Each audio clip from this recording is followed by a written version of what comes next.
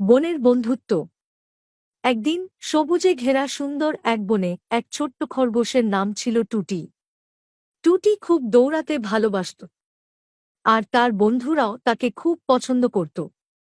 বনের সমস্ত প্রাণীরা একে অপরের সাথে মিলেমিশে থাকত। একদিন টুটি এবং তার বন্ধু কাঠবিড়ালি পিঙ্কি খেলছিল। কিছু দূর গিয়ে দেখল এক ছোট্ট হরিণ ছানা কাঁদছে। টুটি জিজ্ঞাসা করল, তুমি কাঁদছ কেন? হরিণ ছানা বলল, আমার নাম বিনি। আমি আমার মায়ের থেকে হারিয়ে গেছি। আমি খুব ভয় পাচ্ছি।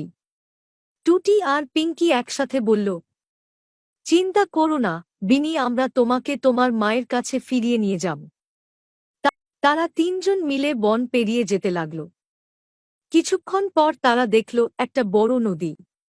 নদী পার হতে হবে, কিন্তু বিনি খুব ছোট, সে সাঁতার জানে না।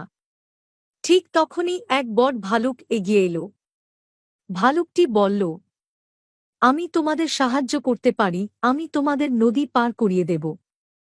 টুটি, পিঙ্কি আর বিনি ভালুকের পিঠে উঠে নদী পার হয়ে গেল। তারা দেখল বনের এক কোণে বিনির মা বসে আছে এবং তার ছোট্ট বাচ্চাটিকে খুঁজছে। বিনি মাকে দেখে দৌড়ে গেল এবং মায়ের সাথে জড়িয়ে ধরল। বিনির